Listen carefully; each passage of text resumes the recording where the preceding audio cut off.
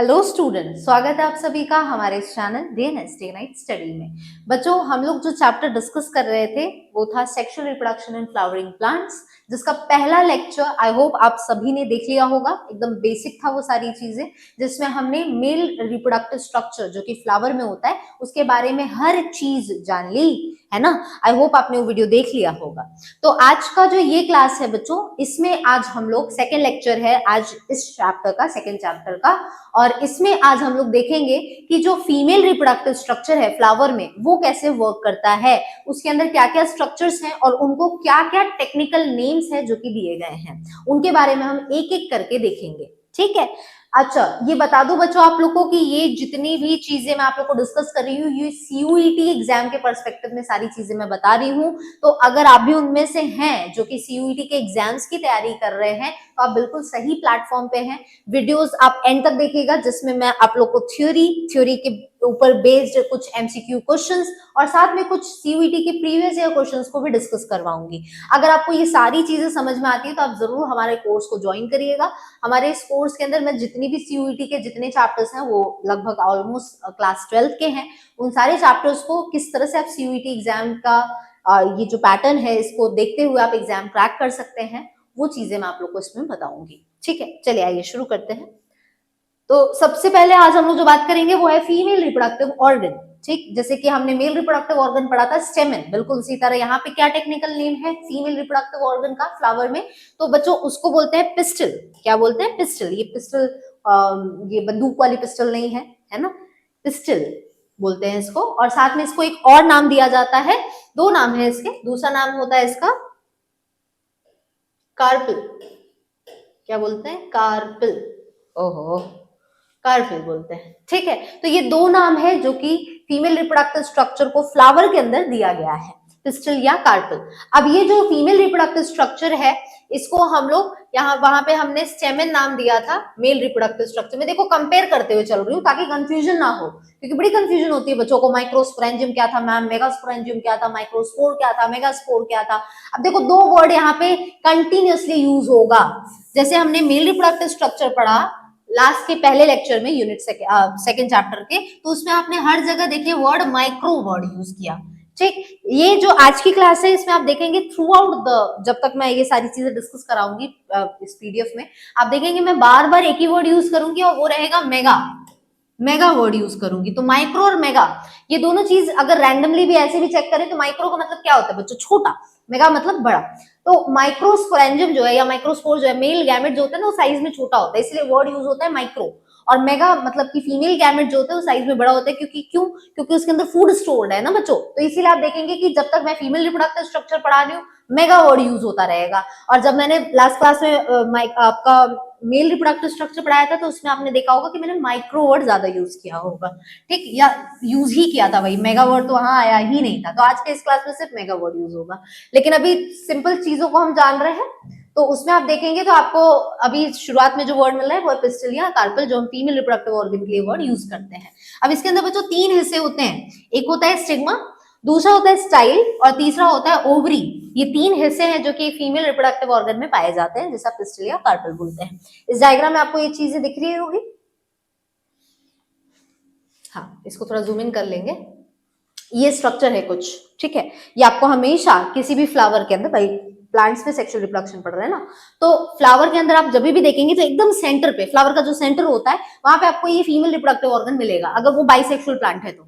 अगर unisexual flower है या यूनिसेक्सुअल प्लांट है तो उसमें कोई एक ही ऑर्गन होगा, या तो मेल या तो फीमेल। ठीक है। अब जैसे हिबिस्कस की बात करें, गुड़हल जिसे आप बोलते हैं आम शब्दों में, या शू फ्लावर भी बोलते हैं, तो इसकी अगर हम लोग यहाँ बात करें तो इसमें आपको हमेशा सेंटर पे ये फीमेल रिप्रोडक्टिव ऑर्गन जरूर मिलेगा।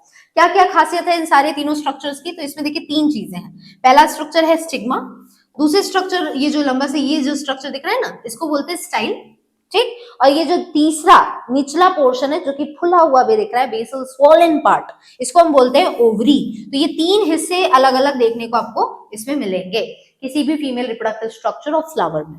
अब यहाँ पे बात कर लेते हैं ये तीनों स्ट्रक्चर काम क्या करते हैं। तो जो स्टिग्मा होता है ये थोड़ा चिपचिपा होता है, स्टिकी सरफेस होता है। अब इसके पीछे भी रीजन है कि ये क्यों स्टिकी होता है, सो दैट भाई आसानी से इसके ऊपर पॉलन ग्रेन जो है वो आकर स्टिक कर सके, चिपक सके, ठीक है। तो वो एडहेशन के लिए, चिपकने के लिए ये स्टिग्मा जो है ये चिपचिपा होता है। स्टाइल एक लॉन्ग पार्ट है जहां से जब भी पॉलन ग्रेन अगर यहाँ पे रहेगा तो इससे एक ट्यूब बनती है पॉलन ग्रेन के अंदर से, इसी को हम पॉलन ट्यूब बोलते हैं। तो ये ट्यूब जाने के लिए एक रास्ता देने का काम इस स्टाइल का होता है। और निचला पोर्शन जो है ओवरी, एक्चुअल में बच्चों यही वो जगह है जिसके अंदर फर्टिलाइजेशन होगा, मतलब मेल गैमेट जो कि पॉलन ग्रेन है, मेल गैमेटोफाइट भी आपने पढ़ा होगा, इसको मैंने टर्म दिया था लास्ट क्लास अगर आपने देखी होगी।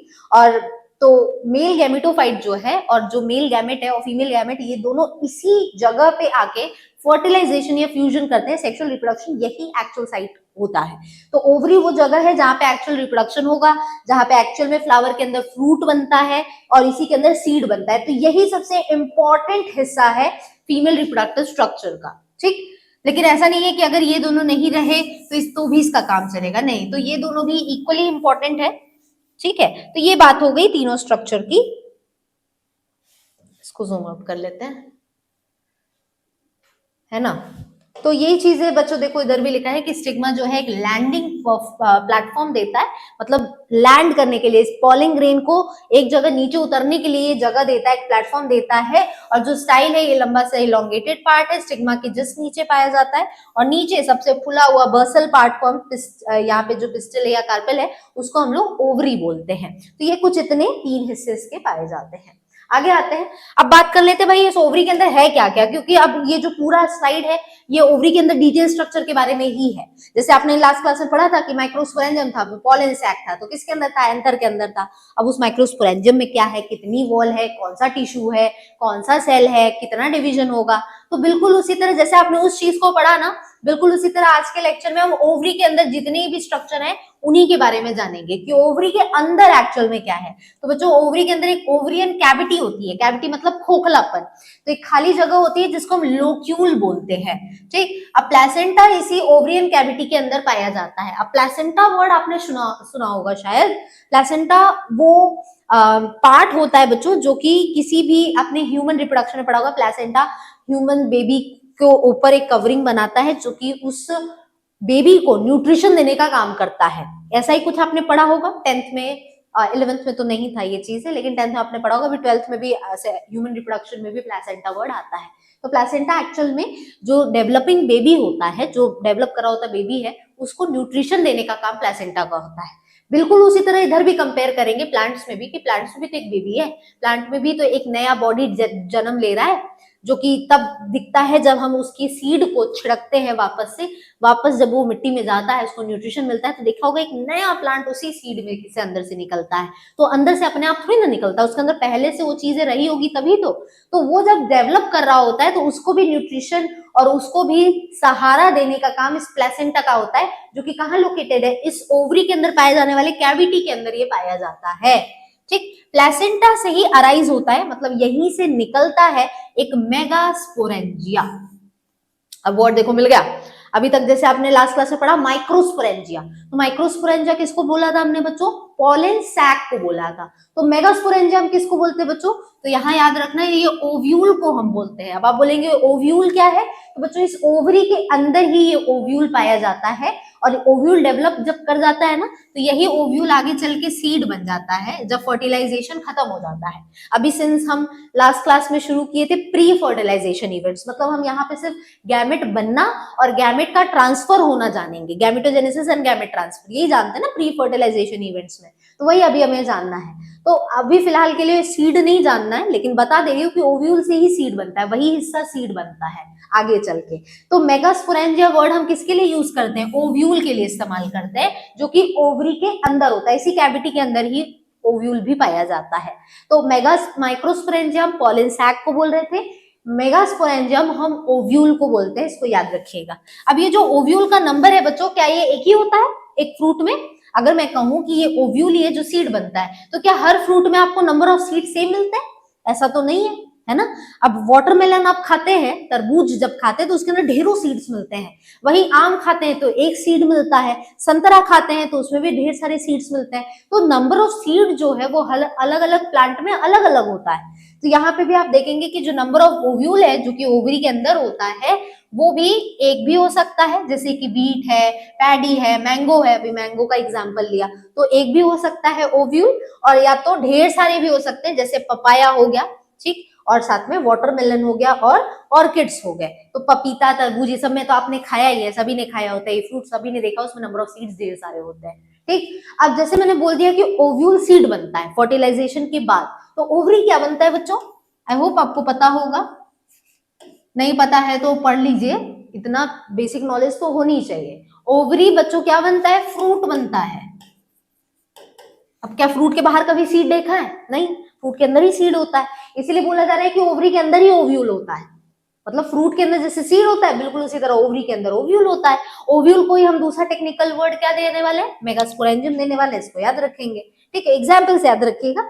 आगे बढ़ते हैं, अब कुछ दो टर्म्स हम जानेंगे यहाँ पे, एक एपोकार्पस और एक सिनकार्पस।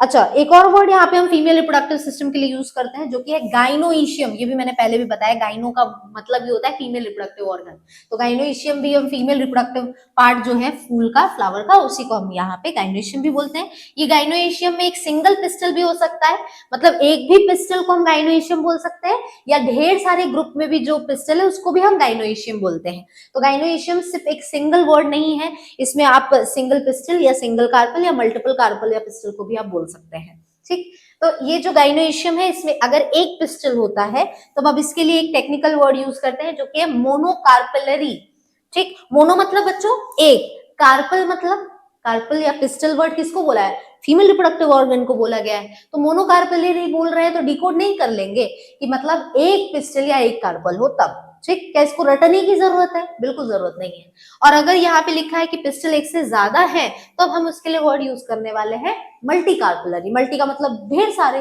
दो तीन, तीन से ज्यादा ही को हम मल्टी में कंसिडर कर सकते हैं। तो यहाँ पे अगर मल्टी कार्पलरी है मतलब कार्पल का नंबर या पिस्टल का नंबर 3 से ज्यादा है तो हम उसको मल्टी कार्पलरी बोलेंगे, ठीक है। अब देखो बच्चों यहाँ पे आपको दो चीजें दिख रही है, दो डायग्राम दिख रहे हैं, एक में आप देख रहे हैं बच्चों साफ साफ, इसको थोड़ा सा जूम इन कर लेते हैं, ठीक है।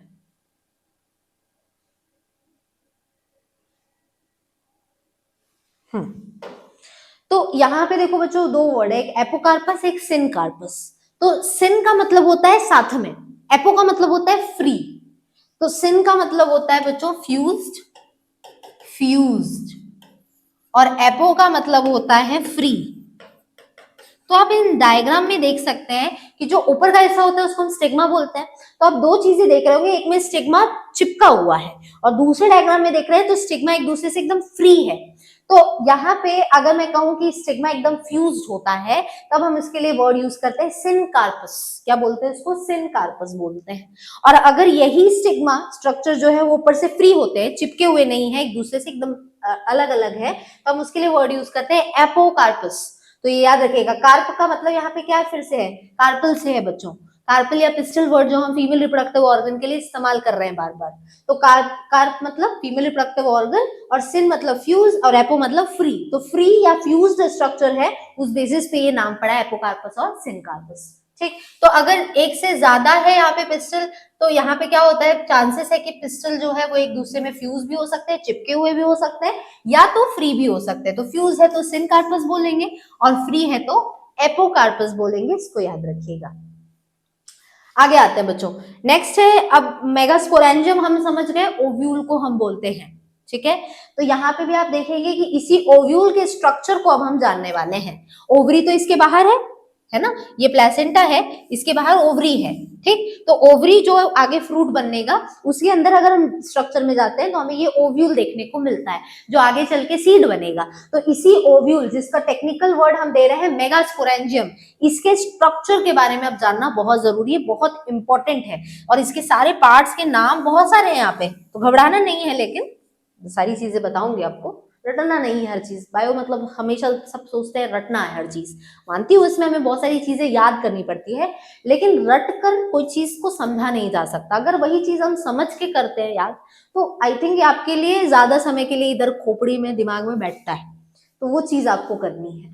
तो मेगास्पोरेंजियम जो ओव्यूल है, ये हम जानते हैं कि ओव्यूल एक छोटा सा स्ट्रक्चर होता है जो कि प्लेसेंटा से जुड़ा हुआ रहता है, अटैच टू प्लेसेंटा। मतलब प्लेसेंटा देखो बच्चों, वो कनेक्टिंग लिंक है ना जो कि प्लांट बॉडी को उस ओव्यूल से जोड़ रहा है ना।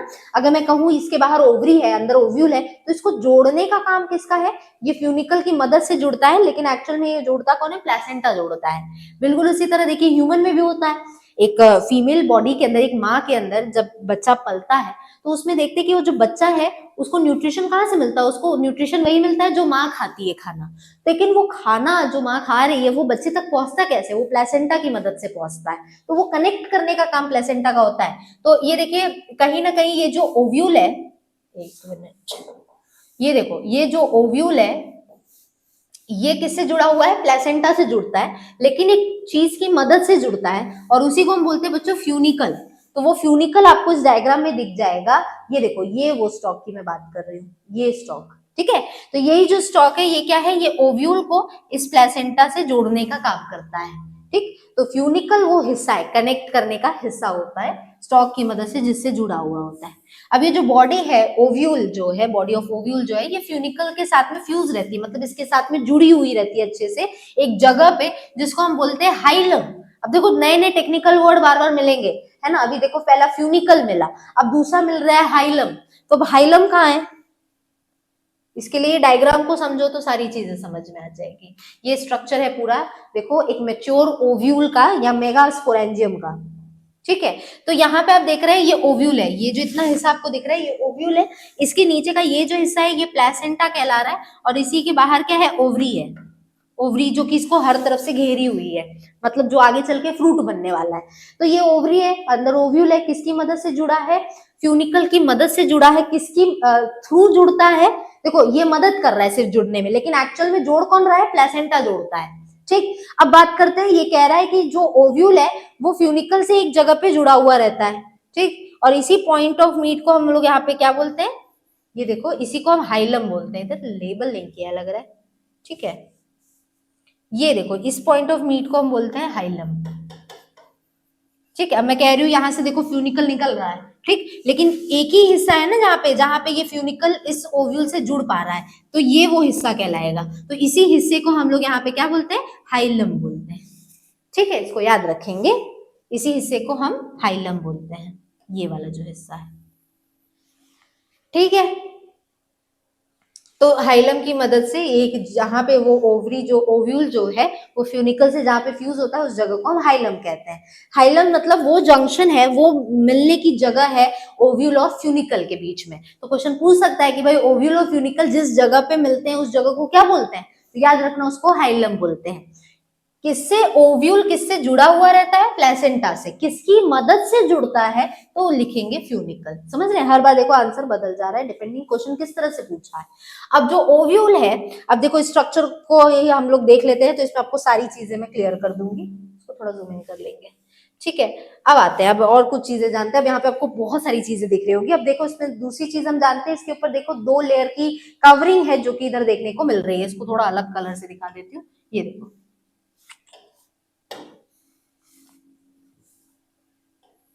ये देखो एक ये कवरिंग है पहली वाली लेयर, ठीक है, और ये है देखो दूसरी लेयर। बिल्कुल उसी तरह वो चीज आपको इधर भी दिखेगी। एक है ये वाली लेयर और ये है एक दूसरी लेयर। तो ये 2 लेयर है जो कि इसको पूरी तरह से इसके ऊपर पाई जा रही है। इन दोनों लेयर को हम लोग बोलते हैं बच्चों इंटीग्यूमेंट। क्या बोलते हैं? इंटीग्यूमेंट बोलते हैं इस कवरिंग को। अब अगर बाहरी वाली कवरिंग है तो आउटर इंटीग्यूमेंट बोलेंगे, और ये अंदर वाली ये दोनों कवरिंग है तो हम इसको इनर इंटीग्यूमेंट बोलते हैं, ठीक। अब ये चीज इधर देखने को मिलेगी। अब देखो इसके 2 पोल दिख रहे हैं आपको, 2 किनारे दिख रहे हैं, एक ये किनारा और एक ये किनारा। अच्छा एक चीज और है, माइक्रोपाइल देखो इधर लिखा हुआ है। तो माइक्रोपाइल बच्चों उस हिस्से को बोलते हैं जहां पे ये इंटीग्यूमेंट नहीं होता है। अब आप देखेंगे ये पूरा जो अंदर का स्ट्रक्चर है ये इन दोनों वॉल से घिरा हुआ है, लेकिन ये वो जगह आपको दिख रही है जहां ये वॉल जो है, ये दोनों इंटीग्यूमेंट जो है वो नहीं है। तो इसी जगह को हम क्या बोलते हैं, माइक्रोपाइल बोलते हैं। अब देखो क्वेश्चन कैसे बन जाएगा, क्वेश्चन पूछ देगा कि वो रीजन का नाम बताइए जहां पे इंटीग्यूमेंट्स एब्सेंट है। तो याद रखिएगा उस एब्सेंट जगह को, जहां इंटीग्यूमेंट नहीं होता उस जगह को माइक्रोपाइल कहते हैं। माइक्रोपाइल के जस्ट ऑपोजिट में जो एंड होता है इसको हम छलाजल एंड बोलते हैं। उसका जो दूसरे किनारा जो है, जैसे मैं कहूँ ये पेन है तो इसके दो किनारे, एक ये और एक ये, तो एक एंड को माइक्रोपाइल कह रहे हैं और दूसरे एंड को छलाजल एंड कहते हैं जब हम ओव्यूल की बात करते हैं, मेगास्पोरेंजियम की बात करते हैं। ठीक है, तो ये बेसिक स्ट्रक्चर्स हैं, ट्यूनिकल, हाइलम, इंटीग्यूमेंट, छलाजल एंड और माइक्रोपाइलर एंड। ठीक है, तो इतनी चीजें याद रखेंगे जब आप ओव्यूल या मेगास्पोरेंजियम का स्ट्रक्चर पढ़ रहे हैं। तो हर एक ओव्यूल के ऊपर मैंने बोला ना एक या दो प्रोटेक्टिव कवरिंग होती है। अच्छा, ये भी जानते रहिए कि कई बार ऐसा भी होता है कि एक ही प्रोटेक्टिव कवरिंग होती है, कई बार होता है कि दोनों प्रोटेक्टिव कवरिंग होती है। तो इन्हीं प्रोटेक्टिव कवरिंग को हम इंटीग्यूमेंट्स कहते हैं। अब यहाँ एक चीज एडिशनल बता रही हूँ, अगर सिर्फ एक इंटीग्यूमेंट है तो हम लोग ये वर्ड यूज करते हैं यूनिटेगमिक। क्या रहेगा, ओनली वन इंटीग्यूमेंट, सिर्फ जब एक इंटीग्यूमेंट रहता है तब। और बाईटेगमिक कब बोलेंगे बच्चों, बाई का मतलब हो गया दो, यूनी मतलब वन। ठीक, टेगमिक मतलब टेगमेंट, इंटीग्यूमेंट, टेगमेंट, देखो टैग आ रहा है ना, इंटीग्यूमेंट में टैग, तो यहीं से टेगमिक बना है। तो इसका मतलब जब दो इंटीग्यूमेंट्स होते हैं। तो कई ऐसे भी प्लांट्स हैं जो यूनिटेगमिक होते हैं, कुछ बाईटेगमिक होते हैं। ठीक है, तो इंटीग्यूमेंट जो है पूरी तरह से न्यूसिलस को, न्यूसिलस वो अंदर का हिस्सा है, यहाँ देखो देखने को मिलेगा। ठीक है, ये हिस्से को, ये जो हिस्सा है ना इसको हम न्यूसिलस कहते हैं, इस हिस्से को न्यूसिलस कहते हैं। ठीक है, तो न्यूसिलस वाला जो हिस्सा है वो पूरी तरह से कवर्ड होता है इंटीग्यूमेंट से, सिर्फ एक जगह को छोड़कर, एक टिप को छोड़कर, और इसी टिप को हम क्या बोलते हैं, माइक्रोपाइल बोलते हैं। और उसी माइक्रोपाइल के ऑपोजिट में क्या है, छलाजल एंड है। ऑपोजिट एंड का यही नाम है, जो कि बेसल पार्ट है, ओव्यूल का निचले हिस्से को ही हम छलाजल एंड बोलेंगे। अब आप बोलेंगे कि भाई इस डायग्राम में तो ऐसा लग रहा है कि बेस ये है और ये ऊपर का हिस्सा। अब मैं कोई भी चीज ऐसे सीधी है तो आप बोलेंगे ये ऊपर हिस्सा है, ये नीचे का हिस्सा है, तो बोलेंगे कि बेसल एंड कैसे हो सकता है छलाजल एंड, ये तो ऊपर है और माइक्रोपाइल ना बेस पे है। ऐसा नहीं है बच्चों, एक्चुअल में जो भी ओव्यूल होता है वो इस तरह से नहीं होता है, वो ऐसे सीधे होता है। ये कहीं ना कहीं ऐसे घूम गया है, इस वजह से इसका ऊपर का एंड नीचे की तरफ दिख रहा है और निचला एंड ऊपर की तरफ दिख रहा है। मतलब एक्चुअल में ये जो स्ट्रक्चर था वो कुछ ऐसे था, समझ रहे हैं, ऐसा स्ट्रक्चर था। तो इसकी वजह से अगर देखो तो माइक्रोपाइल, अब देखिए ऊपर दिख रहा है, छलाजल एंड नीचे दिख रहा है, तो इसीलिए कहा जा रहा है, इधर लिखा हुआ है, कंफ्यूज मत होइएगा कि छलाजल एंड बेस पे क्यों लिखा है। ठीक है, ये बस ये कहिए कि ये कहीं ना कहीं 180 डिग्री घूम गया है। ठीक है, तो इस वजह से ऐसा आपको दिख रहा है। तो माइक्रोपाइल के ऑपोजिट में छलाजल एंड है जो कि बेस पे पाया जाता है, और इन्हीं इंटीग्यूमेंट्स के अंदर मास ऑफ सेल्स होते हैं जिनको हम न्यूसिलस कहते हैं। न्यूसिलस, देखो न्यूक्लियस नहीं समझिएगा इसको न्यूसिलस बोलते हैं। ठीक है, अब ये जो सेल्स है ना न्यूसिलस के, इनके पास ढेरों सारे फूड मटेरियल होते हैं। अब जहां भी समझ लीजिए वर्ड आता है ढेर सारे फूड मटेरियल, मतलब वहां कुछ ना कुछ डेवलपमेंट जरूर होना है, ऐसी फूड कहीं भी नहीं स्टोर होता है। तो इसीलिए आप देख रहे हैं कि ये जो न्यूसिलस है उसके पास ढेरों फूड मटेरियल है, और इसी न्यूसिलस के अंदर ये क्या होता है, एक एम्ब्रियो सैक होता है। ठीक है, यही ओव्यूल के अंदर एक एम्ब्रियो सैक होता है, मतलब जो आपको कुछ डायग्राम में ये दिख रहा है एकदम अंदर सेंटर पे जो दिख रहा है आपको, ये जो मैं ग्रीन कलर से बना रही हूँ, ये चीज, ये जो एकदम अंदर है ना बच्चों, इसी को हम क्या बोलते हैं, इसी को हम बोलते हैं एम्ब्रियो सैक। ये जो एकदम सेंटर में है, इसी को हम लोग दूसरा नाम क्या देंगे, फीमेल गैमेटोफाइट, इसी को हम बोलेंगे। देखो टेक्निकल वर्ड क्लियर हो गए ना बच्चों। मेल गैमेटोफाइट हम किसको बोल रहे थे, डेवलप्ड पॉलन ग्रेन को। माइक्रोस्पोर हम किसको बोल रहे थे, अंडर डेवलप्ड पॉलन ग्रेन को। जब पॉलन ग्रेन पूरी तरह से विकसित नहीं होता है तब हम उसको माइक्रोस्पोर भी बोल सकते हैं। अब जब हम फीमेल रिप्रोडक्टिव ऑर्गन की बात कर रहे हैं तो फीमेल गैमेटोफाइट हम किसको बोलते हैं, इस एम्ब्रियो सैक को बोलते हैं जो ओव्यूल के अंदर है, जबकि ओव्यूल को क्या बोलते हैं, मेगास्पोरेंजियम बोलते हैं। याद रखिएगा, माइक्रोस्पोरेंजियम किसको बोला था हमने, पॉलन सैक को बोला था। एकदम याद क्लियर रखना, ये सारी चीजें बहुत कंफ्यूज करती है, लेकिन अगर चीजें आपने लेक्चर बहुत ध्यान से मेरे समझे होंगे ना तो आपको एक बिल्कुल कंफ्यूज नहीं करेगा, एकदम सिंपल चीज है। तो माइक्रोपाइल के जस्ट ऑपोजिट छलाजल एंड होता है जो कि इसका बेसल पार्ट है। इतनी ये पढ़ लिया हमने, ओके ठीक ठीक। तो अब इसी न्यूसिलस के अंदर क्या होता है, एम्ब्रियो सैक होता है, जिसका हमने दूसरा नाम क्या रखा है, फीमेल गैमेटोफाइट। टेक्निकल वर्ड ही सबसे ज्यादा याद रखना है, फीमेल गैमेटोफाइट बोलते हैं। अब यही जो ओव्यूल है, इसके पास ज्यादातर एक ही सिंगल एम्ब्रियो सैक होता है, as a single embryo sac, जो कि एक मेगास्पोर से बनता है। मतलब जैसे मैंने कहा था ना कि माइक्रोस्पोर से पॉलन ग्रेन बना था, बिल्कुल उसी तरह मेगास्पोर से यहाँ पे फीमेल गैमेटोफाइट बनेगा, यानी कि एम्ब्रियो सैक बनेगा। तो एम्ब्रियो सैक जिस सेल से मिलकर तैयार होता है उसको हम क्या बोलते हैं, मेगास्पोर बोलते हैं। इसको याद रखिएगा। अच्छा देखो, इसीलिए यहाँ पे मैंने टाइप्स ऑफ ओव्यूल लिख दिया है, ताकि आप ये समझ पाए कि कहाँ माइक्रोपाइल होता है, कहाँ चलाजल एंड होता है। ये डिपेंड करता है कि ओव्यूल कौन से टाइप का है, क्योंकि अलग अलग प्लांट्स में अलग अलग टाइप के ओव्यूल्स हैं जो कि पाए जाते हैं। ठीक, तो यहाँ पे आप देख रहे हैं, तो एक है एट्रोपस ओव्यूल और ट्रोपस ओव्यूल, जिसमें एकदम सीधे आपको दिख रहा है कि इधर ऊपर के टाइप पे इधर माइक्रोपाइल है। एम मतलब माइक्रोपाइल समझेगा, इसको साइड में लिख दे रही हूँ। एम यहाँ पे क्या है, माइक्रोपाइल है, और सी यहाँ पे क्या है, छलाजल एंड है, जो कि कहाँ पे होगा बच्चों, बेस पे होगा। ये छलाजल एंड है। ठीक, अब अगर मैं इस पहले अट्रोपस ओव्यूल की बात करूं, तो ये ऊपर माइक्रोपाइल है और नीचे की तरफ छलाजल एंड है। पेन चेंज कर लेते हैं। दूसरा यहाँ पे एनाट्रोपस, नहीं लिखा है, एनाट्रोपस ओव्यूल लिखा है। मतलब ये क्या हो गया, ये देखो घूम गया है। तो वही आपने जो इससे पहले डायग्राम देखा ना, एक्चुअल में बच्चों एनाट्रोपस ओव्यूल था, जिसमें माइक्रोपाइल नीचे की तरफ दिख रहा है और चलाजल एंड ऊपर की तरफ हो गया। लेकिन इसका ये मतलब नहीं है कि चलाजल बेस पे नहीं होता है, चलाजल एंड बेस पे होता है, माइक्रोपाइल टिप पे ही होता है। तो ये हो गया एनाट्रोपस ओव्यूल, जो कि इस तरह से ये सीधा था, ये इस तरह से ऐसे घूम गया। ठीक, तो ये कहलाता है एनाट्रोपस ओव्यूल। फिर है एम्फीट्रोपस ओव्यूल, एम्फी का मतलब दो साइड में। तो यहाँ पे आप देख रहे हैं कि जब ये सीधा है और ये जब ऐसे पूरी तरह से घूम गया होगा, मतलब अट्रोपस से जब एनाट्रोपस बन रहा होगा, तो उस बीच में ये कुछ टेढ़ा रहेगा, इतना पहुंचा है जिसमें पूरी तरह से इधर नहीं आ पाया, तो उस टाइम पे इसको एम्फीट्रोपस ओव्यूल बोलते हैं। ये उसके रिस्पेक्ट में होता है कि भाई कहाँ पे हाइलम है, ठीक है, और कहाँ पे माइक्रोपाइल है, कहाँ पे छलाजल है। इन तीनों के रिस्पेक्ट में हम माइक्रो ओव्यूल का टाइप डिसाइड करते हैं। फिर एम्फीट्रोपस के बाद है बच्चों हेमी एनाट्रोपस ओव्यूल। तो एनाट्रोपस का जब आधार है, मतलब सीधा, और जब पूरी तरह से ऐसा एनाट्रोपस बन रहा है, उस बीच में जो ये एंगल बना के ओव्यूल रहता है, उसको हम हेमी एनाट्रोपस बोलते हैं। हेमी मतलब आधा होता है, एनाट्रोपस के जब आधा में है, मतलब ये रहा अट्रोपस, ये रहा हेमीट्रोपस, और इससे इसके बीच में ये इस पोजीशन पे जब रहेगा, तब हम इसको बोलेंगे हेमी एनाट्रोपस ओव्यूल। ठीक, फिर है कैम्पाइलोट्रोपस ओव्यूल, और फिर है सर्सिनोट्रोपस ओव्यूल, जिसमें पूरा देखिए 180 डिग्री घूम गया है अंदर की तरफ एकदम। ठीक है, तो यहाँ पे क्या है, माइक्रोपाइल इधर है, चलाजल एंड इधर है। यहाँ पे देखो ये इधर माइक्रोपाइल है, यहाँ पे चलाजल एंड है। यहाँ पे देखो ये माइक्रोपाइल है और ये चलाजल एंड है। तो इस तरह से ये टाइप्स ऑफ ओव्यूल है, आप इसको अच्छे से याद कर लेंगे।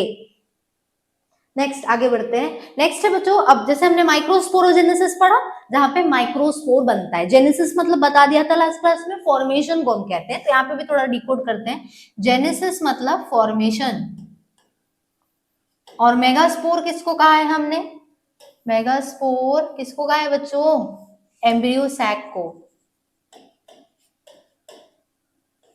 या फीमेल गैमेटोफाइट आप कह लीजिए, है ना। फीमेल गैमेटोफाइट हमने कहा है एम्ब्रियो सैक को। और मेगास्पोर जो बन रहा है, मतलब जिस सेल से फीमेल गैमेटोफाइट बनेगा, ठीक है, वो होता है मेगास्पोर, मतलब वो पोटेंशियल स्पोर जिससे फीमेल गैमेटोफाइट या एम्ब्रियो सैक बनेगा। तो मेगास्पोर बनने की प्रोसेस को क्या कहेंगे, मेगास्पोरोजेनेसिस। क्लियर है। तो भाई यही प्रोसेस जिसमें मेगास्पोर बनता है, मेगास्पोर मदर सेल से। देखो फिर एमएमसी आ गया, वहां पे एमएमसी का मतलब था माइक्रोस्पोर मदर सेल, यहाँ पे इसका नाम क्या है एमएमसी का, मेगास्पोर मदर सेल। तो देखो मेगा वर्ड आ रहा है, बार बार मेगा वर्ड आ रहा है, क्लियर हो रहा है। तो मेगास्पोर मदर सेल मतलब वो सेल जिसके अंदर डिवीजन होगा और जिससे फाइनली मेगास्पोर बन जाएगा, वही प्रोसेस कहलाती है मेगास्पोरोजेनेसिस। अब वही मेगास्पोर आगे डेवलप होके क्या कहलाएगा, फीमेल गैमेटोफाइट कहलाएगा या एम्ब्रियो सैक कहलाएगा। तो ओव्यूल्स जो है बच्चों जनरली क्या होते हैं, डिफरेंशिएट करते हैं एक सिंगल मेगास्पोर मदर सेल में। तो ये कोई भी अगर एक सिंगल मेगास्पोर मदर सेल है, तो जब वो डिवाइड करती है तो डिवीजन कहाँ होता है बच्चों, माइक्रोपाइलर जगह पे होता है, मतलब टिप वाले पॉइंट पे होता है, बेस पे नहीं होता है। तो माइक्रोपाइलर रीजन में जो अंदर के सेल्स हैं, मेगास्पोर मदर सेल्स, वो डिवाइड करने लगते हैं। और ये सारे सेल्स कहाँ पे बच्चों, न्यूसिलस में है। अभी देखो हम लोग थोड़ी देर पहले पढ़ा था कि न्यूसिलस वो जगह है जो कि पूरी तरह से एम्ब्रियो सैक को घेरी हुई है और उसी के अंदर ढेरों अबंडेंट में भारी मात्रा में रिजर्व फूड मटेरियल है, इकट्ठा हुआ खाना है। तो इसीलिए वो जगह है जहाँ पे ये मेगास्पोर मदर सेल होंगे और इन्हीं में डिवीजन होगा और उन्हीं से मेगास्पोर बनेगा। तो ये सब प्रोसेस कहाँ होती है? न्यूसिलस में होती है। और ये न्यूसिलस के कौन से जगह पे? माइक्रोपाइलर रीजन जहाँ है, चलाजल एंड के पास नहीं। तो ये एक बड़ा सा सेल है, it is a large cell जहाँ पे बहुत घना डेंस साइटोप्लाज्म होता है और एक सही दिखने वाला है, प्रोमिनेंट सा दिखने लायक न्यूक्लियस भी पाया जाता है। ठीक, अब क्या होता है? अब हमें पढ़ना है कि मेगास्पोरोजेनेसिस हो रहा है, मतलब मेगास्पोर बनने की प्रोसेस चल रही है। तो अब मेगास्पोरोजेनेसिस होती कैसे है बच्चों? तो यहाँ पे क्या होता है ना, जो एमएमसी है, मतलब कि मेगास्पोर, माइक्रोस्पोर मत समझिएगा यहाँ पे, यहाँ एमएमसी का मतलब मेगास्पोर मदर सेल। तो जब मेगास्पोर मदर सेल है तो इसके अंदर जब मियोसिस होगा, बिल्कुल इसी तरह देखो बच्चों, आपने देखा था जब मैंने मेल रिप्रोडक्टिव ऑर्गन पढ़ाया था तो वहां पे भी आपने देखा कि माइक्रोस्पोर मदर सेल में 2 मियोटिक डिवीजन हुआ था सक्सेसिव, तब माइक्रोस्पोर टेट्राड बना था, वही आगे चल के पोलिंग ग्रेन कहलाया था। बिल्कुल उसी तरह यहाँ पे भी जो मेगास्पोर मदर सेल है उसमें भी मियोटिक डिवीजन होगा, मतलब 2 कंटिन्यूअस मियोटिक डिवीजन होगा, जिससे यहाँ पे टोटल में हम सब जानते हैं कि मियोसिस जब भी होता है तो रिजल्ट में कितने सेल्स बनते हैं? 4।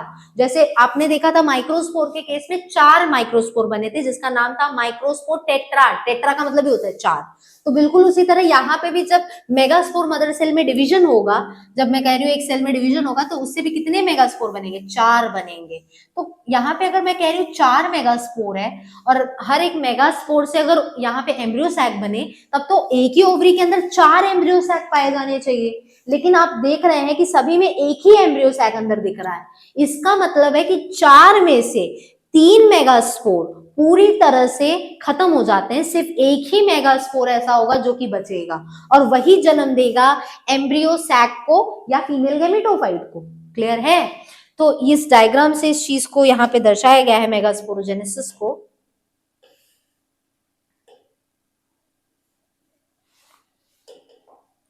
तो यहाँ देखिए ये न्यूसिलस है, न्यूसिलस हम समझ रहे हैं वो टिश्यू जो कि इसको घेरे हुए है हर जगह से। तो ये जो न्यूसिलस है ये डिवाइड करना शुरू होगा क्योंकि इसके अंदर पाए जाते हैं मेगास्पोर मदर सेल जो कि आर्चीस्पोरियल सेल से बनता है। आर्चीस्पोरियल सेल समझ लीजिए वो सेल है जो आगे चल के मेगास्पोर मदर सेल को जन्म देगा। क्या बोलते हैं इसको? आर्चीस्पोरियल सेल। अगर मैं मेगा माइक्रोस्पोरोजेनेसिस की बात करती तो आर्चीस्पोरियल की जगह यहाँ पे होता एंथेरिडियल सेल। ठीक है, तो ये ठीक है, इसको छोड़ सकते हैं। तो आर्चीस्पोरियल सेल जो होता है जब यही आगे चल के नए सेल्स बनाता है तो इसको हम बोलते हैं एमएमसी, मेगास्पोर मदर सेल। ठीक, तो अंदर एक मेगास्पोर मदर सेल बन गया है। अब इस मेगास्पोर मदर सेल में बच्चों क्या होगा? मियोसिस होगा। भाई मियोसिस होगा तभी ना सेल डिवाइड करेगा और तभी कितने सेल बनेंगे एक मेगास्पोर मदर सेल से? 4। तो 2 सक्सेसिव मियोसिस होगा, मियोसिस 1 जिससे 2 सेल, फिर मियोसिस 2 जिससे 4 सेल। ठीक, तो इस तरह से टोटल रिजल्ट में आपको 4 सेल बनते हुए दिखेंगे जिसमें से 3 सेल, ये देखिए टोटल 4 सेल है यहाँ पे, 1 2 3 और 4, जिनमें से 3 सेल खराब हो जाते हैं और ये जो अंत में नीचे वाला जो सेल आपको दिख रहा है वही कहलाता है फंक्शनल मेगास्पोर, क्योंकि ये मेगास्पोर काम करने वाला है आगे, तो भाई कहलाया फंक्शनल मेगास्पोर। बाकी ये 3 मेगास्पोर जो ऊपर बने वो खराब हो जाते हैं। ठीक, अब यही मेगास्पोर जो है ये आगे इसके अंदर न्यूक्लियर डिवीजन होता है और वही आगे चल के फीमेल गैमेटोफाइट बनाएगा। तो फीमेल गैमेटोफाइट के बारे में अभी हम डिस्कस करेंगे, लेकिन पहले ये जान लीजिए कि ये जो एक मेगास्पोर बचा वही फीमेल गैमेटोफाइट को या एम्ब्रियो सैक को जन्म देगा। इसी प्रोसेस को हम क्या बोलते हैं? मेगास्पोरोजेनेसिस, मेगास्पोर बनने की प्रक्रिया। ठीक, मेगास्पोर बनने की प्रक्रिया, यही फंक्शनल मेगास्पोर, क्योंकि टोटल 4 है मेगास्पोर मियोसिस की वजह से, लेकिन एक फंक्शनल मेगास्पोर जो है वही डेवलप कराएगा एक फीमेल गैमेटोफाइट को। उसी से आगे फीमेल गैमेटोफाइट बनेगा या तो इसी को हम क्या बोलेंगे? एम्ब्रियो सैक बोलेंगे, ये बनेगा। ठीक, तो ये चीज इधर बन गई। क्लियर है बच्चों? हो गया ये प्रोसेस। ठीक, मेगास्पोरोजेनेसिस क्लियर है बच्चों? क्लियर हो चुका है आई थिंक। अगर डाउट है तो पूछ लेंगे कमेंट करके। अब आते हैं फीमेल गैमेटोफाइट। भाई जान गए कि कैसे एक मेगास्पोर से फीमेल गैमेटोफाइट बनेगा। अब आते हैं भाई ये फीमेल गैमेटोफाइट है क्या, इसके अंदर क्या क्या चीजें हैं जो कि पाई जाती है। तो जो फीमेल गैमेटोफाइट होता है बच्चों, ज्यादातर फ्लावरिंग प्लांट्स में एक ही मेगास्पोर ही है जो कि फीमेल गैमेटोफाइट को जन्म देता है, मतलब एक एम्ब्रियो सैक को जन्म देता है। एम्ब्रियो सैक हमेशा कहाँ होगा, ओव्यूल के अंदर होगा। अच्छा एक सिंपल सी चीज पहले समझ लो, कई बच्चे क्योंकि इसमें कंफ्यूज रहते हैं। चलो ये मैंने कहा सबसे बाहर होता है ओवरी, ठीक। ओवरी वो चीज है जो कि फर्टिलाइजेशन के बाद, अभी नहीं, फर्टिलाइजेशन के बाद फ्रूट बनेगा। ओवरी के अंदर है ओव्यूल, ठीक। ओव्यूल वो पार्ट है जिससे आगे चल के क्या बनेगा, सीड बनता है। अब हम जो स्ट्रक्चर जान रहे हैं वो तो सीड के भी अंदर है, ओव्यूल के अंदर का स्ट्रक्चर हम देख रहे हैं। ये चीज शेडेड कर दे रही हूं उसको, इसको हम बोल रहे हैं एम्ब्रियो सैक, या इसी को दूसरा नाम दे रहे हैं फीमेल गैमेटोफाइट। अब जैसे आपने देखा कि मेल गैमेटोफाइट वो क्षमता रखता है कि वो एक नई बॉडी को जन्म देता है या एक सेकेंड जनरेशन प्लांट को जन्म देता है, बिल्कुल उसी तरह मैं कह रही हूँ कि सीड के अंदर का जो मटेरियल है वही ना बाहर निकलता है। जब हम सीड छिड़कते हैं मिट्टी में तब उस सीड के अंदर का जो मटेरियल है वही तो बाहर जन्म लेता है, वही एक नया प्लांट कहलाता है, वही एक सेकेंड जनरेशन प्लांट कहलाता है। तो वही चीज अब हम पढ़ रहे हैं, समझ में आ गई। ओवरी का स्ट्रक्चर कुछ अलग से है नहीं, फ्रूट ही होता है, उसके 3 लेयर वॉल होते हैं, उसके बारे में हम देखेंगे आगे चल के। ओव्यूल जाना हमने, ठीक है। इसी ओव्यूल को हमने क्या नाम दिया, मेगास्पोरेंजियम, ठीक है। और इसी मेगास्पोरेंजियम के अंदर बन रहा था 4 मेगास्पोर, जिसमें से 3 खराब हो गए, एक फंक्शनल हुआ, वही फंक्शनल मेगास्पोर क्या बन गया, एम्ब्रियो सैक बन गया। अब क्लियर है सारी चीजें, क्या क्या हम पढ़ रहे हैं। तो वही अब हम पढ़ रहे हैं फीमेल गैमेटोफाइट यानी कि एम्ब्रियो सैक। ओहो,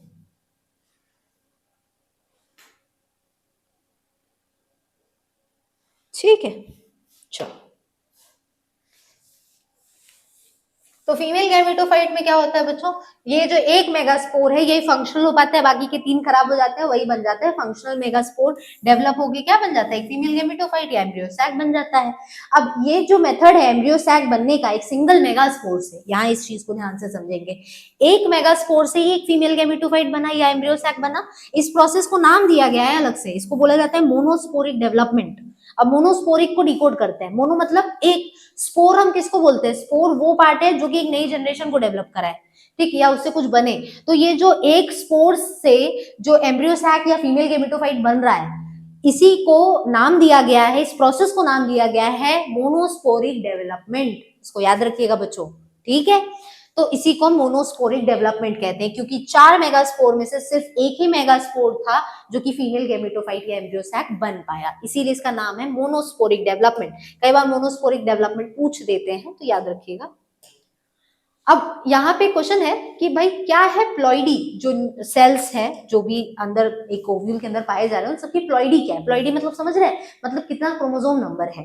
डाइप्लॉइड है मतलब डबल नंबर ऑफ क्रोमोसोम है या सिंगल नंबर ऑफ क्रोमोसोम है। तो ये आपको एनसीईआरटी में क्वेश्चन था, तो इसलिए मैंने सोचा मैं भी आप लोग पीडीएफ में डाल दूं, ये क्वेश्चन भी डिस्कस हो जाएगा इसी बहाने, ठीक है। तो जो प्लॉइडी है मतलब कि जो क्रोमोसोम नंबर है वो सेल्स का क्या क्या होगा, सारे सेल्स जो कि एक ओव्यूल के अंदर पाए जाते हैं, जिसमें एक हमारे पास है न्यूक्लियस, जो कि आप समझ ही गए हैं कि जो एम्ब्रियो सैक को घेरे हुए रहता है। दूसरा है एमएमसी यानी कि मेगास्पोर मदर सेल, ठीक, मेगास्पोर मदर सेल। और तीसरा है मेगास्पोर मदर सेल, समझ रहे हैं ना बच्चों, न्यूक्लियस के जो सेल्स है उन्हीं को कहा गया मेगास्पोर मदर सेल।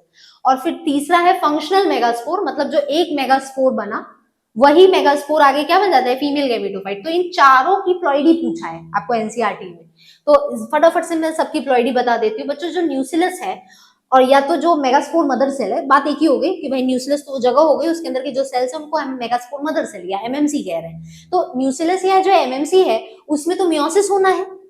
अब आपको अच्छे से क्लियर होगा कि जिस भी सेल के अंदर या टिश्यू के अंदर मियोसिस होता है वो पहले से डाइप्लॉइड होता है, मतलब उसके पास डबल नंबर में क्रोमोसोम होता है।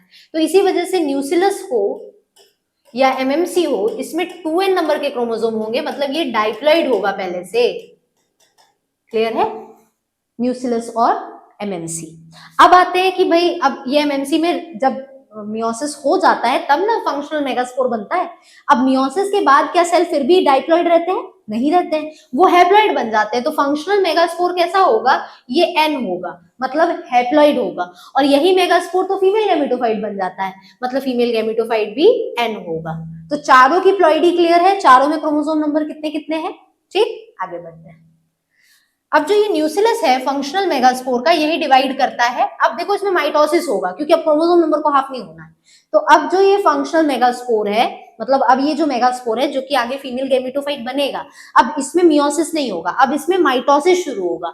बिल्कुल उसी तरह जैसे हमने देखा था कि जो मेगास्पोर था, मतलब जो अंडर डेवलप्ड पॉलन ग्रेन था, उसमें हमने क्या देखा था कि वहां पे माइटोसिस हुआ था, तब जाके उसके अंदर वेजिटेटिव और जेनरेटिव सेल बने थे। बिल्कुल उसी तरह हम यहाँ पे देखेंगे कि जब इसमें माइटोसिस हो रहा है तो यहाँ पे भी क्या होगा कि जब फंक्शनल मेगास्पोर में माइटोसिस होगा तो इसमें भी पहले 2 सेल, फिर 4 सेल, फिर 8 सेल एज अ रिजल्ट बन जाएंगे।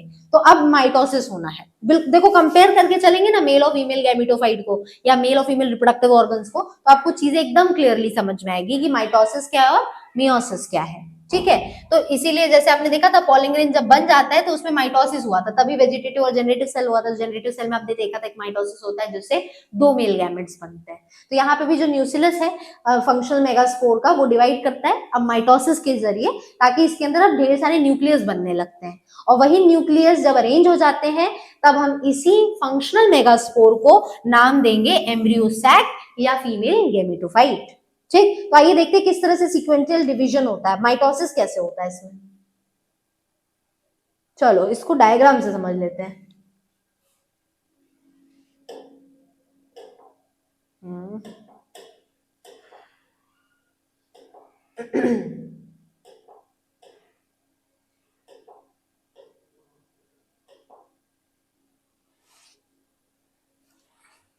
ठीक है, ये डायग्राम लग रहा है इसमें ऐड नहीं हुआ। चलो मैं आप लोग को समझाती हूँ कैसे होता है ये। ठीक है, क्योंकि अब माइटोसिस होना है जो फंक्शनल मेगास्पोर है, तो ये कैसे होता है ये देख लेते हैं इसको।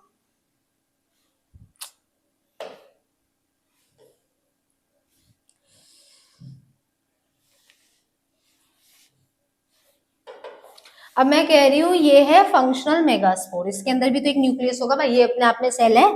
ये रहा फंक्शनल मेगास्पोर।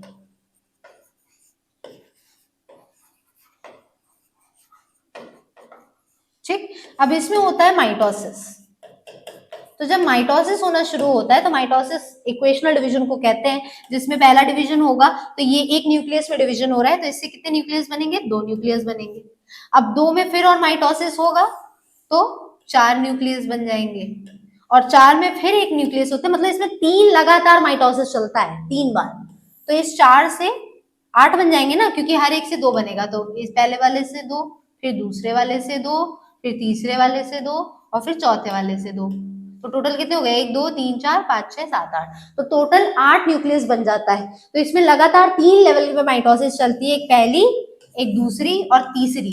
तो 3 लगातार माइटोसिस चलता है इस फंक्शनल मेगास्पोर के अंदर, जिसकी वजह से 8 न्यूक्लियस बन पाते हैं। अब आप बोलेंगे मैम सेल डिवीजन हो रहा है तो सिर्फ न्यूक्लियस क्यों बन रहा है, सेल वॉल भी तो बननी चाहिए। तो बच्चों ये जानते रहिए जब माइटोसिस होता है तो तुरंत सेल वॉल नहीं बनती है, शुरुआत में पहले न्यूक्लियस ही बनता है। और इस तरह का जो माइटोसिस यहाँ पे चल रहा है ये एक फ्री न्यूक्लियर डिवीजन होता है, मतलब यहाँ सेल वॉल नहीं बनेगा। इसी वजह से सिर्फ न्यूक्लियस डिवीजन दिख रहा है आपको, सिर्फ न्यूक्लियस बनता हुआ दिख रहा है, सेल वॉल बनता हुआ इसीलिए नहीं दिख रहा। ठीक, तो ये फंक्शनल मेगास्पोर डिवाइड किया और टोटल 8 न्यूक्लियस बन गए। अब ये जो 8 न्यूक्लियस इधर बने हैं, अब ये अरेंजमेंट करना अपना शुरू करते हैं। अब अरेंजमेंट इस तरह से होता है कि टोटल 8 है तो 3 भाग जाते हैं एक पोल की तरफ, 3 न्यूक्लियस भाग जाते हैं दूसरे पोल की तरफ, 6 हो गए और बचे 2, और 2 न्यूक्लियस आ जाते हैं सेंटर की तरफ। तो कुछ इस तरह से सारे न्यूक्लियस अरेंज हो जाते हैं। इसी को अब ये जो अरेंज हो गया पूरा मेगास्पोर है, अब इस लेवल पे हम इसको मेगास्पोर ना करके इसे हम नाम देते हैं फीमेल गैमेटोफाइट। यहाँ पे अब नाम देंगे इसको फीमेल गैमेटोफाइट, या तो इसी को आप बोलते क्या है, एम्ब्रियो सैक। ठीक है, तो ये बन गया आपका फीमेल गैमेटोफाइट। क्लियर है? तो इस तरह से बच्चों, ठीक, तो ये चीज यहाँ पे कंप्लीट हो गई। समझ में आया किस तरह से हुआ? इसी को अब मैंने लैंग्वेज में लिख दिया, उसको पढ़ने की जरूरत नहीं है, ठीक है, वो आपको समझने के लिए दिया है ताकि आप पीडीएफ पढ़ रहे हैं तो आपको चीजें क्लियर रहे, ठीक है। तो इसीलिए यहाँ पे देखिए दिया है कि ये मेगास को डिवाइड करता है माइटोसिस के जरिए, जिससे पहले क्या होता है, 2 न्यूक्लियाई बनता है, जिससे पहले यहाँ पे क्या होगा, 2 न्यूक्लियाई बनेगा, उसके बाद 2 और माइटोसिस होगा, जिसके वजह से यहाँ पे 4 और फिर 8 न्यूक्लियेट स्टेज आ जाएगी, मतलब टोटल 8 न्यूक्लियस का एम्ब्रियो सैक बन जाएगा। और इसी 8 न्यूक्लियस के बनने के बाद अरेंजमेंट शुरू होता है, ठीक, जिसके वजह से हाँ, अब यहाँ पे कि जो माइटोसिस डिवीजन है पूरी तरह से देखिए फ्री न्यूक्लियर है, मतलब समझ रहे हैं, मतलब सेल वॉल नहीं बनेगा यहाँ पे, और न्यूक्लियर डिवीजन तुरंत यहाँ पे सेल वॉल फॉर्मेशन के साथ में कंप्लीट नहीं होते हैं, नॉट इमीडिएटली फॉलो, मतलब तुरंत सेल वॉल नहीं बनेगा, पहले न्यूक्लियर डिवीजन ही हो जाता है। अब 8 न्यूक्लियर स्टेज जब आ जाती है तो सेल वॉल बनना शुरू हो जाते हैं, इसी वजह से आप देख रहे हैं यहाँ पे ये सेल वॉल बनना शुरू हो गया, जैसे मैंने 8 सेल्स को दिखा दिया है। तो टोटल यहाँ पे आप देखेंगे तो इस तरह से बच्चों ये 8 न्यूक्लिएट का गैमेटोफाइट जो है वो तैयार है, ठीक, इसी को हम फीमेल गैमेटोफाइट कहते हैं, जो आपको इधर डायग्राम में दिख रहा है, यही है 8 सेल। कहाँ दिख रहे हैं 8 सेल? ये देखो 1 2 3 4 5 और पीछे का 6 और ये बीच में 2, तो टोटल 8 सेल्स दिख रहे हैं। अब बाद में सेल वॉल बन जाता है तो इसलिए देख रहे हैं सबका न्यूक्लियस तो है ही, लेकिन बाहर सेल वॉल भी बन गया, तो आपको कंप्लीट सेल दिख रहा है। इसी को हम बोलेंगे वेल डेवलप्ड फीमेल गैमेटोफाइट। तो यहाँ पे ये देखिए कैरेक्टरिस्टिक डिस्ट्रीब्यूशन है सेल्स का, सेल्स जो है अपने आप को डिस्ट्रीब्यूट कर लेते हैं, डिस्ट्रीब्यूशन बताइए मैंने कि 3 ऊपर की तरफ, बाकी 3 नीचे की तरफ और बीच में 2। तो ये याद रखिएगा बच्चों, जो 3 ऊपर की तरफ जा रहे हैं ये छलाजल एंड है और नीचे की तरफ जो है वो माइक्रोपाइलर एंड है, ठीक, तो और बीच में जो है वो है ये 2 सेल्स। तो यहाँ पे ये जो डिस्ट्रीब्यूशन हो जाता है सेल्स का, तो यहाँ पे कुछ 3 सेल्स जो है वो ऊपर की तरफ ग्रुप हो गए माइक्रोपाइल की तरफ, नीचे इधर जो दिख रहा है आपको, और इसी को हम इस 3 ग्रुप ऑफ सेल्स को हम बोलते हैं एग एपरेटस, जिसमें से देखिए इन 2 सेल्स का नाम होता है सिनर्जिड। अब देखो यहाँ पे आपको सेल का नाम याद करना होगा बच्चों, ये जो 8 सेल आए हैं इस एम्ब्रियो सैक में जो कि फंक्शनल मेगास्पोर से बने हैं, ये 8 सेल्स के अपने अपने नाम हैं, जिसमें जो नीचे के 3 सेल हैं इनमें से इन 2 को सिनर्जिड्स कहा जाता है। ये जो पिछला पीछे आपको एक सेल और दिख रहा है इसको हम एग सेल बोलते हैं। एग सेल मतलब समझ गए ना कि यहीं पे एक्चुअल में फर्टिलाइजेशन होगा आगे, ठीक। अब बीच में यहाँ पे ये जो इस पूरे ये जो 3 का ग्रुप है जिसमें 2 सिनर्जिड और 1 सेल है, इसको हम बोलते हैं एग एपरेटस। ऊपर की तरफ जो छलाजल एंड की तरफ 3 सेल्स दिख रहे हैं इसको बोलते हैं एंटीपोडल सेल्स, याद रखिएगा, सिनर्जिड और एग सेल इस तरफ के जो माइक्रोपाइलर एंड पे हैं और जो छलाजल एंड पे उनको एंटीपोडल सेल्स हम बोलते हैं। बीच में ये जो 2 सेल्स आपको दिख रहे हैं इसको पोलर न्यूक्लियाई बोलते हैं, और ये जो बीच में ये जो सेल है जो दिख रहा है इसको बोलते हैं सेंट्रल सेल, ठीक है, तो ये है सेंट्रल सेल। तो इस तरह से ये सारे अरेंजमेंट हो गए हैं। तो ये दिख रहा है एपरेटस में 2 सिनर्जिड्स और 1 एग सेल हो गया। आगे आइए देख लेते हैं। सिनर्जिड्स के पास अपनी एक सेल्यूलर थिकनिंग है, मतलब ये सेल में बहुत मोटे होते हैं माइक्रोपाइलर टिप पे, और इसी मोटापे को, इसी थिक सेल को हम यहाँ पे फिलीफॉर्म एपरेटस कहते हैं। फिलीफॉर्म एपरेटस ऐसा होता है बच्चों, ये सिनर्जिड्स के पास जो यहाँ दिख रहा है ना इसी को हम फिलीफॉर्म एपरेटस कहते हैं। ये कुछ ऐसे फिंगर लाइक स्ट्रक्चर है जो कि इधर देखने को मिल रहा है बच्चों। ये गेट है, कैसा गेट? ये वो गेट है जो खुलेगा ना जब, तो इधर से ही अंदर मेल गैमेट अंदर आएंगे, मतलब जो पॉलन ग्रेन में मेल गैमेट्स थे और वेजिटेटिव सेल जो था, जो पॉलन ग्रेन के अंदर का मटेरियल था वो यहीं से एंट्री लेगा, और एंट्री लेने के बाद ये जाएगा इस मेल एग सेल के पास में और फर्टिलाइजेशन करेगा। तो एंट्री करने के लिए गेट की जरूरत होती है ना, गेट से घुसेंगे ना, तो ये जो गेट है वही समझ लीजिए फिलीफॉर्म एपरेटस है। मतलब उस एम्ब्रियो सैक के अंदर अगर एंट्री लेना है मेल गैमेट को, तो उसके लिए उसको इसी गेट को पार करना होता है, और इसी गेट का नाम है फिलीफॉर्म एपरेटस, जो कि सिनर्जिड्स के एंड पे पाए जाते हैं। तो इसको याद रखिएगा, फिलीफॉर्म एपरेटस है जो कि गाइड करता है पॉलन ट्यूब को सिनर्जिड में जाने के लिए, मतलब एक गाइडेंस देता है भाई कि जब जैसे कि आप कहीं नई जगह जाते हैं तो आप देखे होंगे कि या कहीं भी अनजान जगह भी गए तो वहां पे गेट पे 1-2 लोग खड़े रहते हैं जो बताएंगे भाई यहीं से जाना है, ठीक। तो बिल्कुल उसी तरह समझ लीजिए ये जो फिलीफॉर्म एपरेटस वही गेट है उस पूरे एम्ब्रियो सैक का, जो कि गाइड करेगा पॉलन ट्यूब को कि भाई यहीं से अंदर जाओ फर्टिलाइजेशन करो, ठीक। ये जो सेल्स हैं जो छलाजल एंड पे अरेंज है इनको क्या नाम दिया मैंने? Antipodal cell. तो एंटीपोडल सेल्स उधर है, और बीच में एक सेंट्रल सेल और 2 पोलर न्यूक्लियाई। तो ये कुछ इतनी चीजें हैं। तो एक टिपिकल एंजियोस्पर्म जो है उसका जो एम्ब्रियो सैक या फीमेल गैमेटोफाइट होता है, इसके पास टोटल कितने होते हैं, 8 न्यूक्लियस होता है और 7 सेल होता है। अब आप बोलेंगे 8 न्यूक्लियस तो 8 सेल भी तो है, 7 सेल कैसे हो गया बच्चों?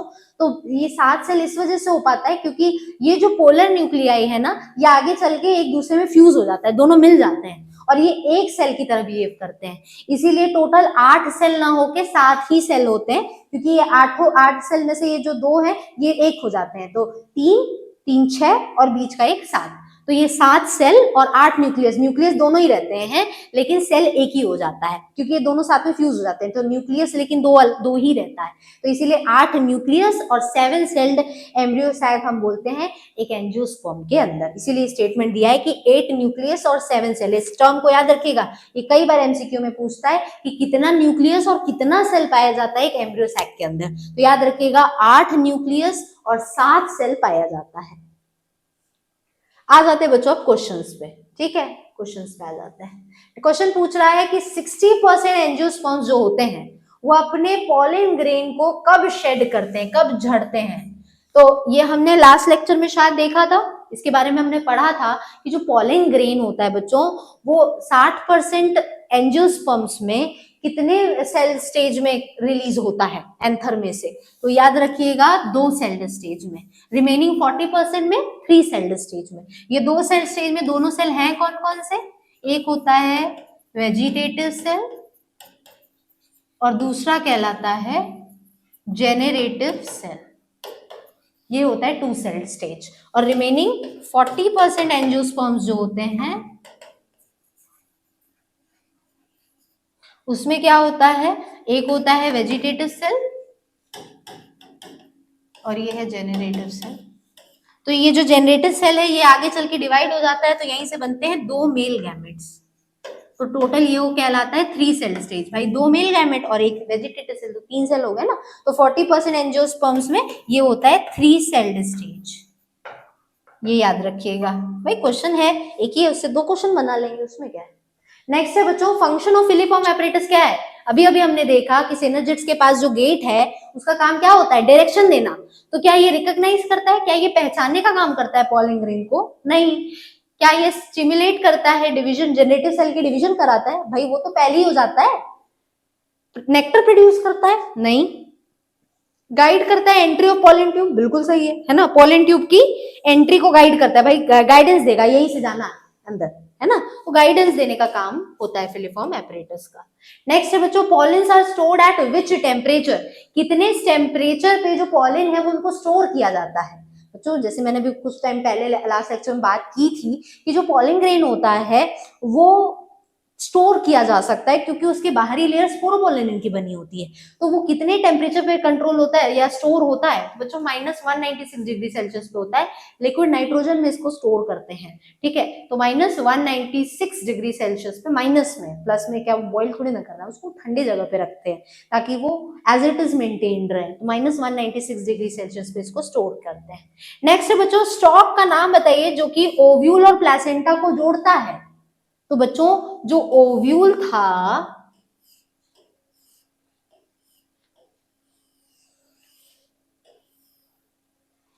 ये पूरा स्ट्रक्चर ओव्यूल है, ये इतना, और इसके बाहर जो है वो ओवरी है, ये बाहर ओवरी है और अंदर ये जो पूरा स्ट्रक्चर है ये ओव्यूल है। तो ओव्यूल और ओवरी को जोड़ने का काम किसका है? ये वाला जो हिस्सा इसी का है ना। प्लेसेंटा की मदद से ये ओवरी से जुड़ा रहेगा, तो किसकी मदद से जुड़ता है? प्लेसेंटा से। तो बच्चों याद रखिएगा फ्यूनिकल की मदद से। फ्यूनिकल क्या है? यही हिस्सा तो है, इसी को हम क्या बोलते हैं? इसी को फ्यूनिकल बोलते हैं, है ना। तो ये फ्यूनिकल है, याद रखेंगे इसको। नेक्स्ट क्वेश्चन है बच्चों, एम्ब्रियो सैक को और क्या बोलते हैं? तो एम्ब्रियो सैक को बच्चों क्या बोलते हैं? फीमेल गैमेट बोलते हैं क्या? जल्दी जल्दी में आप कर सकते हैं गलती, फीमेल गैमेट नहीं करते हैं। सिनर्जिड्स नहीं, एग ऑफ एंजियोस्पर्म नहीं, क्या बोलते हैं? Female gametophyte.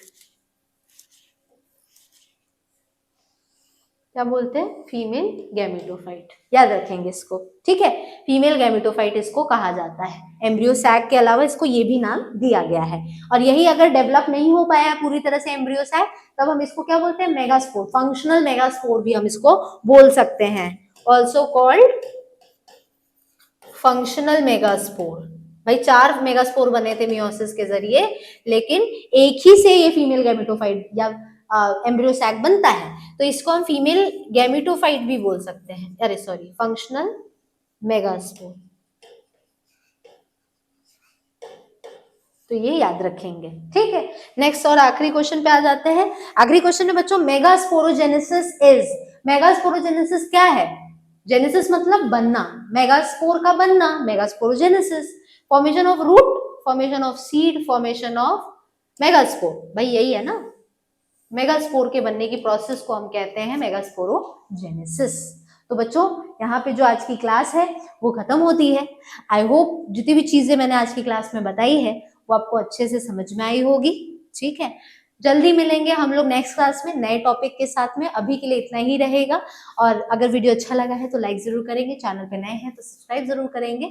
जल्दी नेक्स्ट क्लास में हम लोग नए नेक्स्ट टॉपिक के साथ में मिलेंगे, क्योंकि इन 2 लेक्चर्स में हमने पढ़ लिया है कि मेल गैमेटोफाइट और फीमेल गैमेटोफाइट या male reproductive structure, female reproductive structure कैसे वर्क करते हैं और इनके अंदर क्या क्या गैमेट होता है, बनता है, कैसे बनता है। तो ओवरऑल हमने प्री फर्टिलाइजेशन इवेंट के अंदर, ये जो प्री फर्टिलाइजेशन इवेंट हमने पढ़ा है, इसके अंदर हमने पहला स्टेप पार कर लिया है, जिसमें हमने गैमेटोजेनेसिस के बारे में जाना, मतलब गैमेट के बनने की प्रोसेस। तो गैमेटोजेनेसिस में हमें दोनों जानना था कि किस तरह से मेल गैमेट बनता है, किस तरह से फीमेल गैमेट बनता है। तो उसी के लिए हमने माइक्रोस्पोरोजेनेसिस और मेगास्पोरोजेनेसिस समझना था, तो वो चीज हमने समझ ली है। अब हम नेक्स्ट क्लास में बच्चों इसका दूसरा स्टेप पढ़ेंगे, जिसे हम कहते हैं गैमेट ट्रांसफर। गैमेट ट्रांसफर को प्लांट्स में हम एक और नाम से जानते हैं, जिसे हम पॉलिनेशन कहते हैं। तो आई थिंक नेक्स्ट क्लास जो रहेगी वो पॉलिनेशन पे रहेगी, कि पॉलिनेशन क्या होता है। नॉट सिर्फ ये रहेगा कि डेफिनेशन क्या है, हम ये चीजें देखेंगे कि किन में किस तरह का पॉलिनेशन होता है, एग्जाम्पल्स पे हमारा मेन फोकस होगा। तो बच्चों नेक्स्ट क्लास में गैमेट ट्रांसफर के बारे में देखेंगे, और आज की क्लास यहीं पे खत्म होती है। Thank you.